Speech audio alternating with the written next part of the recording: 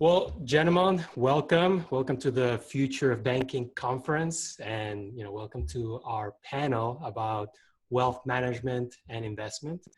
We have an outstanding panel here today with us. We have, representatives from Stash, Titan, and then Money Lion, and we're very happy that all of you could join us. And we thought we could get us started by having a round of introductions. So my name is Ed Robinson, co-founder and president of Stash. Stash is a digital-first financial services platform. We offer investing, retirement, banking, and insurance solutions on our platform. We started in late 2015. We now have north of 4.5 million customers on the platform. And we're growing really, really quickly. We just closed our Series F round about 2 weeks ago. And we're really excited about the future that digital finance has in the roles of everyday Americans and then soon to be global population. So we're really excited about where we're at.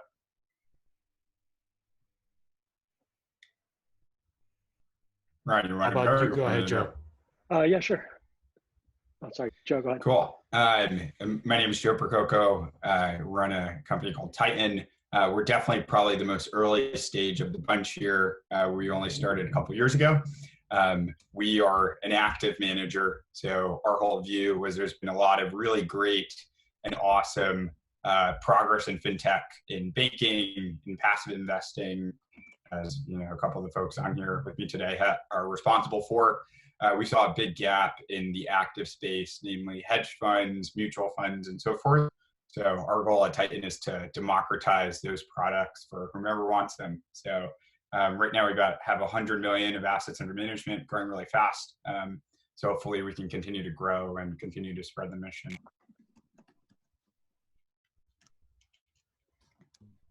All right, and my name is Ryan Finneran. I'm Director of Investment Operations for Money Lion on our wealth management platform. Money Lion is very similar to Stash, kind of a full service digital solution. We offer wealth management. Soon we'll be offering brokerage services, as well as banking and lending services. Been around for just about 6-7 years now, and growing pretty rapidly, especially on the wealth management side. It's kind of our newest line of business. Been around for just about 1.5 years, 2 years now. But we're really excited about where we are going, where we see the marketplace as a whole going. Fantastic, thank you. And before we get started and delve into our questions, perhaps you could tell us what particular aspects of your brand identity you think resonate the most with your clients. And we can go in the same order. Okay, same order, okay. Yeah, so for us, it's very much around a holistic platform that provides financial advice and education. 86% of our customers are first-time investors, total beginners that have never had access or the funds to actually start investing. Our platform really gives them the education, the advice, and the ability to actually start investing when you've only got $1. And from there, our platform will give you the teaching, the content that you need to build diversified portfolios and really set yourself up with smarter financial habits. The thing that we know that's really resonating is the education and advice piece is creating an incredible amount of loyalty and brand with our customer base, so that retention is really strong and customers really love coming back to the platform and learning more. Yeah, similar to what Ed just said, I think education now is almost required by all three of us, just given what's going on in today's market. Our clients view us sort of as like a hedge fund portfolio manager in their pocket. They care about knowing like why Google stock is up or down, is Facebook a buy if it's at 140. So our job, especially over the course of March and the volatility in April, was to coach people when Uber was back in mid-teens, helping them not churn and like recommending that it's actually could be a buy. So right now, more than ever, as Ed just mentioned, content and education and making sure we build products that are right there on the front lines with our clients and customers is critical. Yeah, just to echo everything that Joe said, education and providing advice that clients are seeking is hugely important. We're finding that 30% of the traffic to our website and our app is going to our education and content resources. This is up significantly. No one knows what's going on nowadays.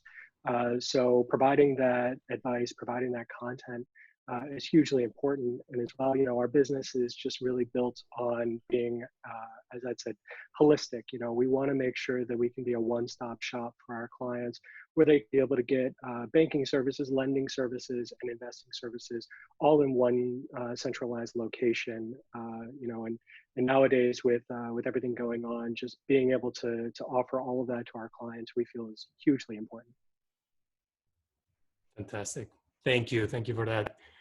So I wanted to get started on the topic of your clients, right? We are reportedly going through an historic shift, which is a massive intergenerational wealth transfer. There's a reportedly north of $8 trillion that are being passed from one generation to another. And, being a digitally native platform like all of you are, presumably this wealth will be going to the hands of a lot of your clients, at least your target audience. How are you planning to seize this opportunity?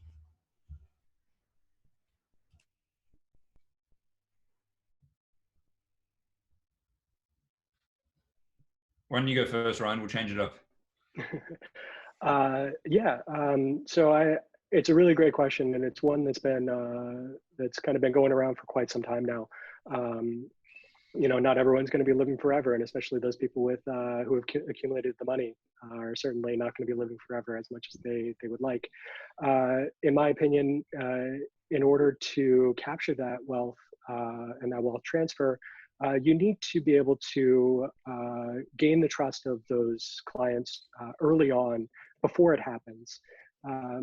When I used to work with financial advisors, the financial advisors would always ask me this question. And the problem was that these financial advisors were already turning away the children of the clients who would be inheriting the money because they didn't meet their minimums. So when the children are kind of coming around, if you're saying no to them now, they're absolutely going to say no to you if you're asking them to be their client when they inherit that money. So you want to be able to capture the attention of those clients very early on, and then gain and build their trust over time so that they see you as a valued resource in their life when it comes to their financial picture. And when they do eventually inherit that money, it's staying with you, and no one's coming around to try and poach that client away from you. That includes building tools and services and resources for those clients so that you're answering the question before they're even asking it. When they inherit that money, you are already there and have the answer for the question of, well, what should I do with this money before they're even thinking about that question. Yeah, building off Ryan's point, for us in particular, like what we see is that every consumer is about to make a choice as they inherit or receive this transfer of money. And because of the fact that we now all have a supercomputer in our pocket, we can reshape the way products are thought about. So an anecdote with respect to us, so historically, you either were locked out of a hedge fund, or even if you could get in one, was a relationship that you had with that money manager. The fact that we have FaceTime built into a phone means you could get that manager publishing a 2-minute video explaining the thesis on why he's buying into a stock and ship that to you in real time. So when you sort of like reimagine what's possible with financial products based upon all this technology, you can now say, hey, how do we make this transfer of wealth not just the easiest thing that happens, but actually a delightful experience for these clients in a way that they grow. So it's like a pretty exciting opportunity. Yeah, totally. I mean, from our perspective, we launched a custodial product nearly 2.5 years ago. And there's a huge amount of success we've seen since we've kind of tiered our platform into the $1, $3, and $9 tier. And I think it's people setting up their families, getting their kids set up. I've got them set up for my kids, and my kids can pick $5 or $10 worth of Disney stock each week, or maybe it's Amazon, maybe it's Alphabet. It's really up to them. And I'm already starting to teach them the ways, what's happening with some of the movements, what's happening with some of the Learn articles. I think for us, our platform is very much built on that building smarter financial habits and education, both on the investing and then on the banking side. And so when you tie that into the, what we're building education, you get this really great loyalty. As Joe was mentioning before, it's a tech-built platform. I started my career as a private banker for high net worths, and I got to tell you, people don't want to speak to their financial advisor over a long lunch anymore. They want to know that they have got their finances in their pocket. They can see what their balances are. They can understand what's actually happening and actually be in control. And I think that's what our products do. And as long as we keep building on that and continue to build loyalty and trust, there's going to be a huge opportunity for us for the years to come. Do you think there will be a shift, a fundamental shift in terms of strategy, meaning this new generation is going to be focused more on wealth creation versus wealth retention, or will the balance continue?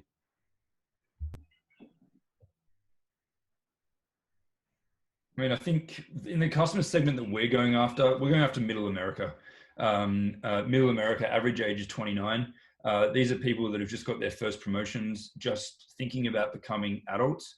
They're not relying on what their parents might give them or what their grandparents might give them. They are trying to work out how to set themselves up securely. The way we approach it is, listen, if we can continue to help them with building smarter financial habits, then that will allow us to be in the ring for bigger assets should they receive more assets. I think there's a big shift, and I think COVID's actually pushing it even quicker, is that there's a realization now you don't have to go into a bank branch. You don't have to go and sit down in front of someone to talk to a financial advisor. It can be done digitally. And so I think everything is just being sped up with what we're seeing right now. And I think the digital platforms are going to really step up and take more of the pie quicker, given everything that's happening. And Miguel, to your question regarding the wealth creation standpoint, we internally anecdotally see one of the biggest issues that folks have yet to address, and I think Stash and Moneyline are already doing a great job at this, is people can't literally get the returns of the investment vehicles that they're in. So even if you were to put someone's let's say they come out of college, or to use Ed's example of a core customer, 29 years old, middle America, put them in the Vanguard ETF. They're usually going to trade in and out of it between that and cash when volatility strikes. And so that the whole Albert Einstein quote that compounding is, another magic wonder of the world, these clients literally can't just reap the benefits of it. And so using content, using education, and just helping build the right tools in their phone where you can have a near instant relationship, let's say eventually using AI, being like, hey, we notice you're most likely to turn when it says minus 5% in your chart this day, please don't do so. Things like that is how you can, have that sort of relationship democratized with millions of people at once. So hopefully from a wealth creation standpoint, we can give folks who wouldn't have had as much wealth, more wealth than they otherwise would.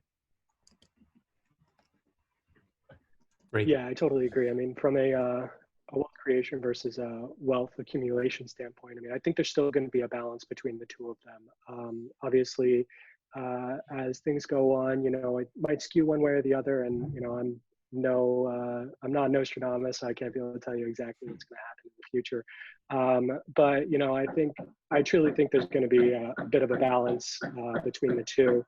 But I think it's certainly something that, so long as you are providing the content and the education for your clients, and to Joe's point, helping your clients to make smart decisions, making sure that they're not going to shoot themselves in the foot because they see a negative number one day and keeping it kind of in context that, they're investing for the long term. They're not investing, their $100 today to turn it into $10,000 tomorrow. They're investing $100, on a monthly, quarterly basis in order to turn that into $10,000 over the course of their investing lifetime. So, it's certainly trying to make, and they're not making irrational decisions based off of, the talking heads on the news saying that, the world's in a tailspin and, everyone needs to duck and cover. Perfect. Let's touch upon a little bit on customer retention, which is, I'm sure, something you think about a lot. A lot of your customers are coming to you at the very beginning of their investing life. How do you think digitally native wealth management platforms can ensure you retain your clients as they age and as the big asset management houses of the world really start to target them?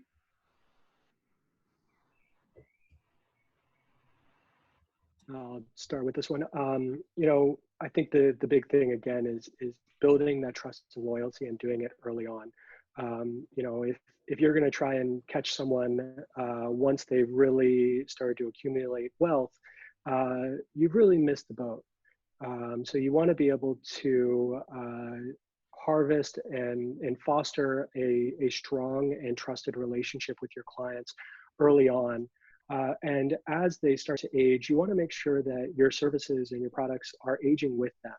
When they're first starting to join and when they're first starting to invest, they probably don't have really complex circumstances. But as their life starts to progress, they may be inheriting any money from relatives.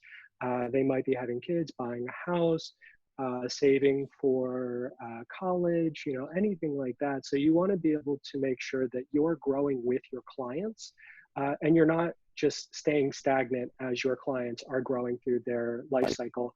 Because if you're staying stagnant, then they're immediately going to start looking elsewhere for the advice and the services that they need as they go on their financial journey. So making sure that you're building services and products and evolving those services and products for your clients as they age is hugely important. It's almost like you want to have a glide path for your clients as they're aging, your products are aging as well. And you also don't want to forget about those clients that are coming on early on. You build the foundation of the client of the service where it meets the initial needs of the client. And then as they're going in their lifestyle, you really want to make sure that you're meeting all of their needs and you're meeting them again before they're asking for it. You want to make sure that they're coming to you and as Stash has, they have custodial accounts. If I were to have a child right now, I'd want to make sure that I can set them up for success. So I want to make sure I have a custodial account for my child. So making sure that you're meeting the needs of your clients again before they realize that they need it. Yeah, I think it's something that we constantly monitor at Stash. We look at things like ACATs off the platform onto other platforms. We look at just people selling. Obviously, there's a ton of data through the aggregators, such as the Plaids and the Yodelies of the world. We're always looking at what are the overlaps of the different platforms, and then adjusting our strategy. One of the things that we find really strong is that now we've got those kind of foundational products, and we've also got this great connection between our banking and our investing platform through Stockback.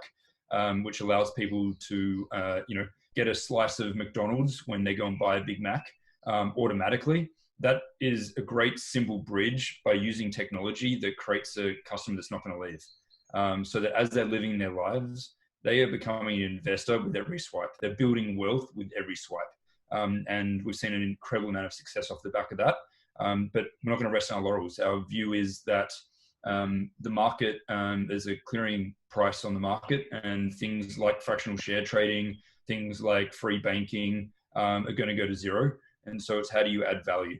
And our view is that we continue to watch, monitor, and listen to our customers to make sure we're driving the best service possible. Yeah, I couldn't agree more.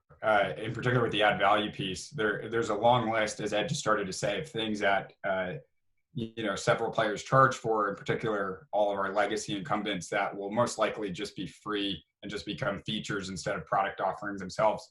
So it's sort of just our job, to continue to try to bring the future closer and closer as fast as we can.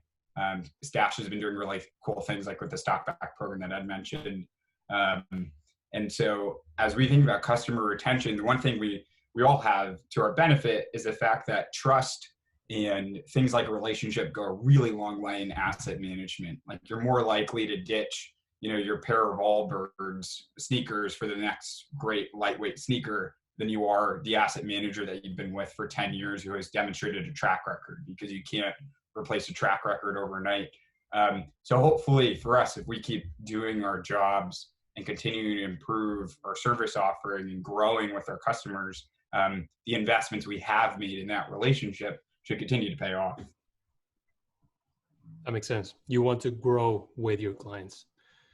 Great. Let's, obviously we're going through unprecedented times right now. We're experiencing this COVID-19 crisis that has hit pretty much every single country and industry around the world.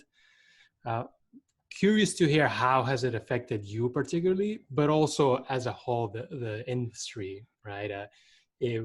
Initially the markets panicked and tanked. Now we're seeing a completely different behavior.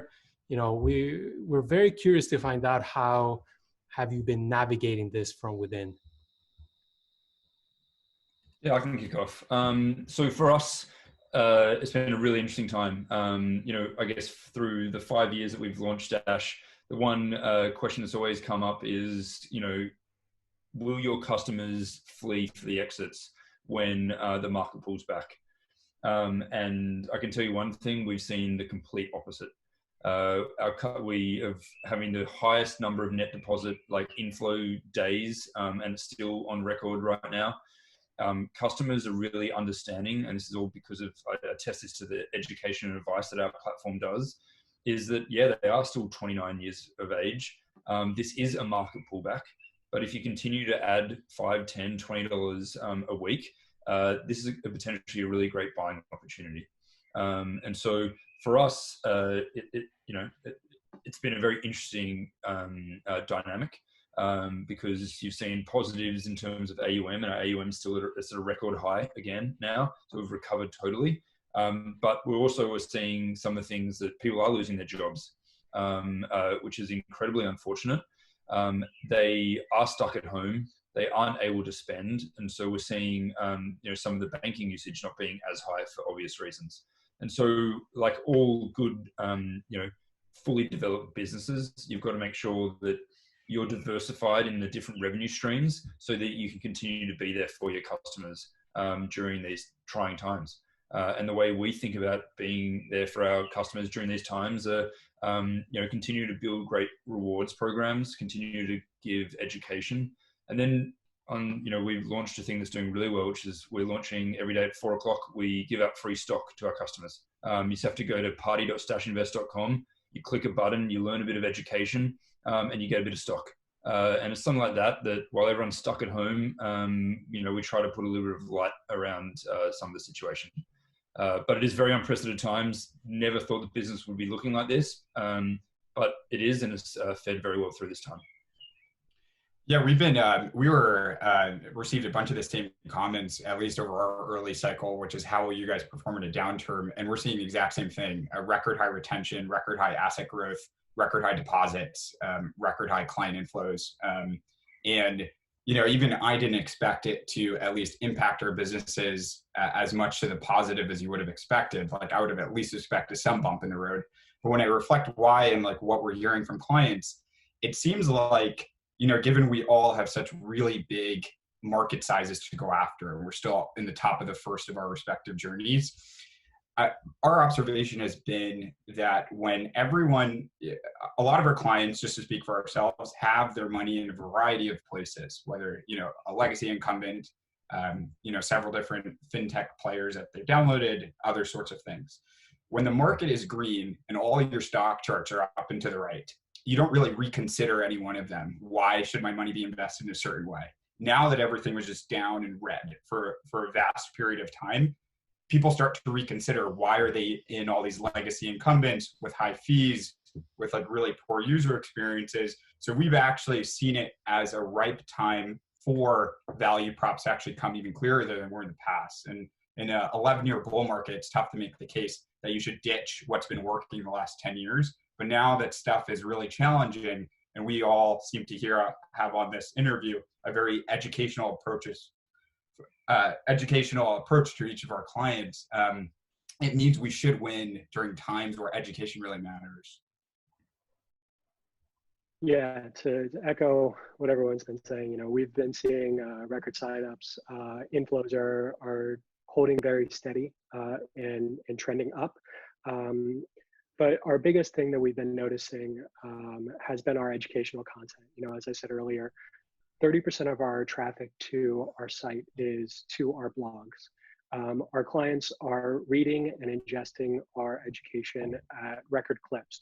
We're seeing the average client is spending about 3 minutes reading each one of our articles, and each time that they're visiting our blog, they're reading an additional 3 articles from the first one that they read. So we're seeing just incredible retention when it comes to, or an incredible thirst for our educational content. So it's a kudos to our content team, because they're doing incredible work. And one of our biggest blog pieces that we've had has been about our auto invest, how to set it up, how it works, what our clients should be doing. So we're seeing our clients are really, really thirsty for educational content, and we've been meeting that demand.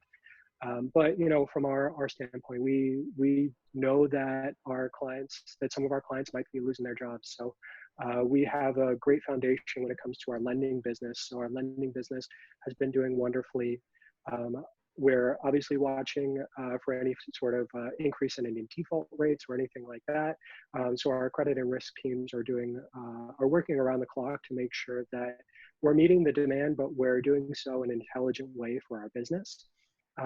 But across the board, our team is hard at work. This is the first time for MoneyLion and for, I'm sure, Titan and Stash, where we have 100% work from home.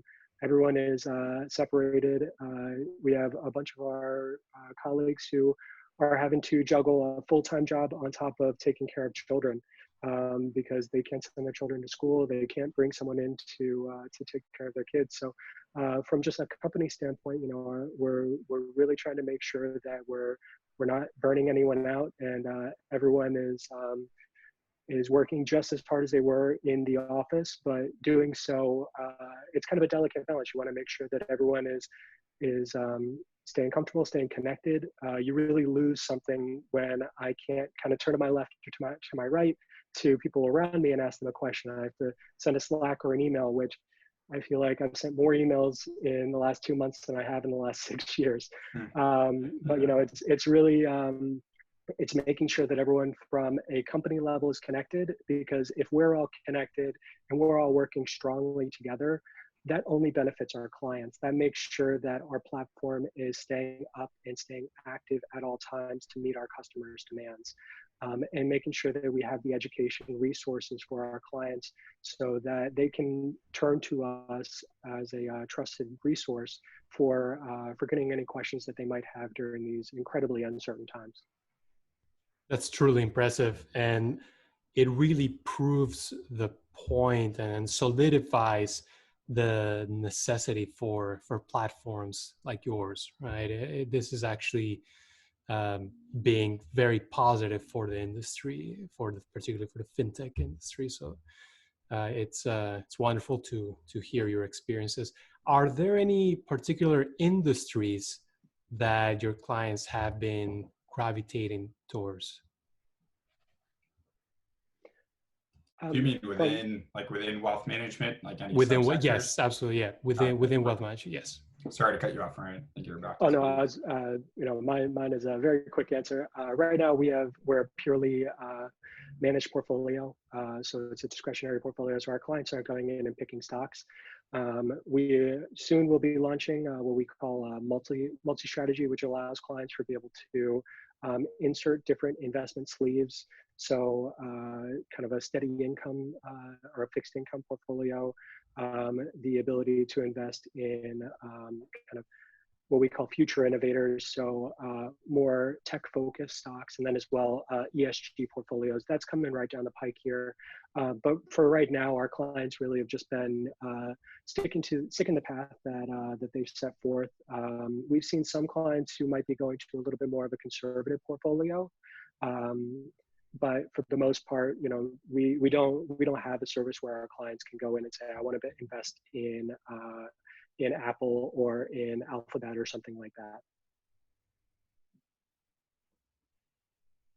Joe, you want to go next, or you want me to? Miguel, our business is pretty simple, which is almost like we manufacture financial products, almost use a retail analogy, almost like a better version of a mutual fund. So for us, we sort of see, we can only opine on the lens that in our view of the world, but we have seen an increased use in engagement. So like metrics like weekly active users. So like a typical passive manager might have anywhere between 8 to 12% weekly active users, and we're seeing like 70, 80% on our platform right now. So the aspect of our business that we're seeing succeed marginally more than usual are people who are clamoring for our content. Going back to what others were saying before about understanding the why is really important now more than ever. For us, so we preach diversification. So we're not really seeing massive lifts in specific sectors. Obviously, we do see users pick stocks like the Amazons, the Wayfairs, and the Home Depots and the home delivery, the DIY space a little bit. But we've built enough controls and education advice within our platform that should a customer's portfolio get totally out of whack, we will actually hit them with messaging. For us, the other thing is that 80% of our basically purchases actually come through AutoStash, which is the automatic kind of weekly reoccurring investment. And so that's a little bit more set and forget. But people are managing those, and that drives most of our AUM that's coming in on the investment side. Great. That makes sense.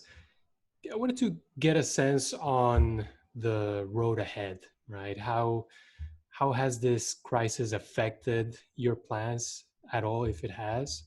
And how do you see the future of wealth management? Yeah, I mean, from our perspective, we're feeling really, really very optimistic. We just closed a really nice Series F funding round. The capital, we've got a lot of capital to really go out and grow and drive user adoption and build brand. We have got the 4 pillars that were four really distinct revenue streams. And for us, it's the big monuments of our platform have been built now.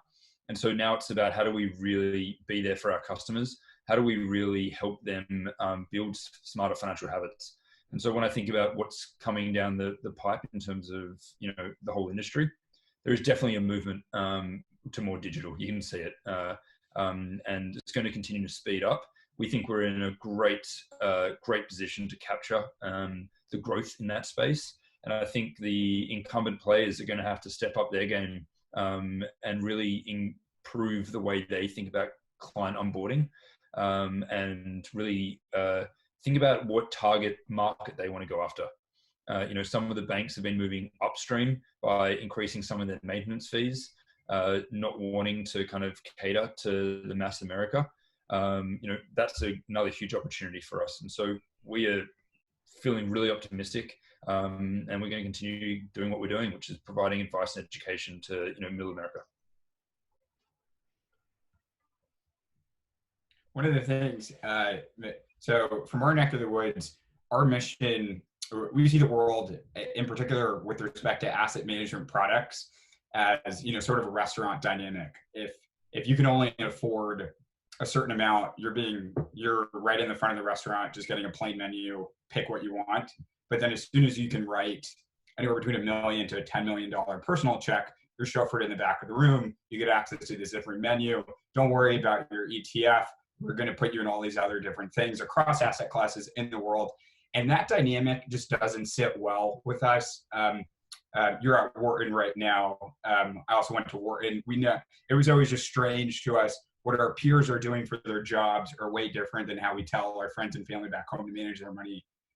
So we're squarely focused on that problem. I realize that problem has probably existed for several decades, or there's a reason why it's existed. But our hope is that if not us, hopefully, someone can help tackle and democratize those two different menus across the course of the room. And as Ed just mentioned, because we have all this mobile technology and it's very clear everything's becoming digital first, hopefully we can use this to our advantage. Like we're basically building on the backs of other technology that occurred before us. So yeah, it's really exciting. Like hopefully the next coming years can prove to be really promising one for the fintech industry.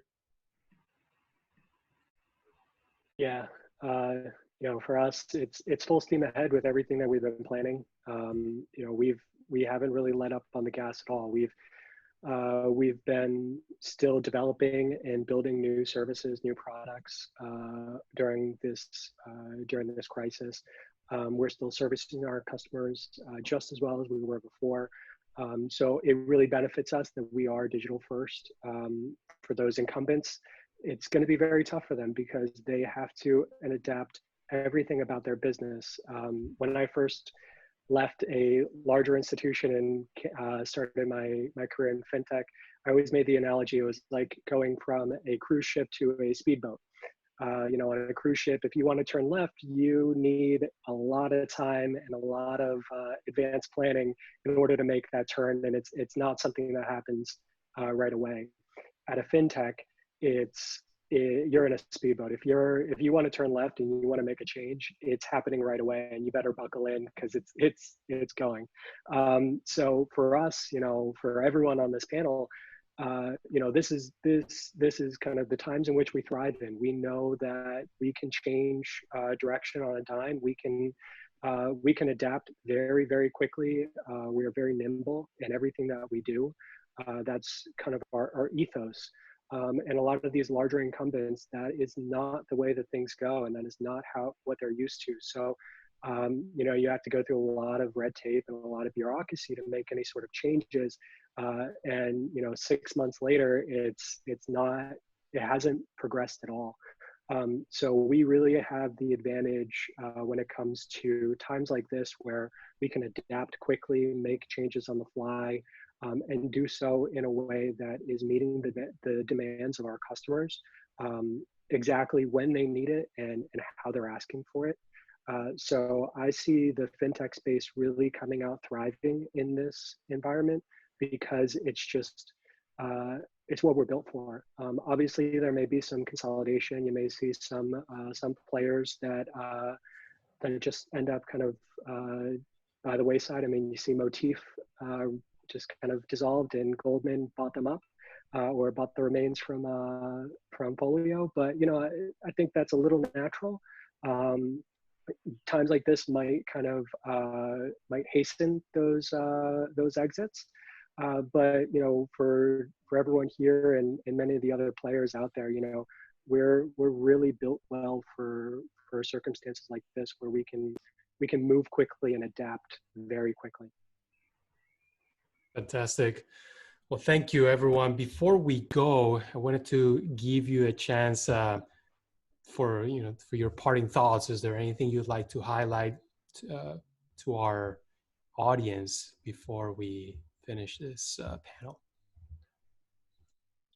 I would say check out a Stash Stock Party. Free stock, 4 p.m. Very simple, very easy. Yeah, I was going to say Moneyline and Stash were some of our early inspirations. So credit to the two other folks on the panel with me who have just demonstrated that there is an alternative to some of these legacy incumbents. And in fact, they designed that alternative when no one gave them the playbook. So it's really exciting to see just the crop of fintech companies coming up and doing so well, we always think to ourselves internally about, you know, the sense of responsibility that we have to actually help this wealth transfer, help grow, help design really awesome products. And oftentimes we say like, oh, we're not going to go in that neck of the woods because they're doing such a great job. Like they're going to crush it. And, you know, I won't say the variety of companies, but definitely if two on this panel are the ones that we often say. So I'm definitely feeling inspired. I think a lot of our peer companies are doing a lot of really awesome work. So we're just trying to make sure we can similarly do awesome work in our neck of the woods. Yeah, to echo what Joe said, you know, it's really great not only just to connect with everyone.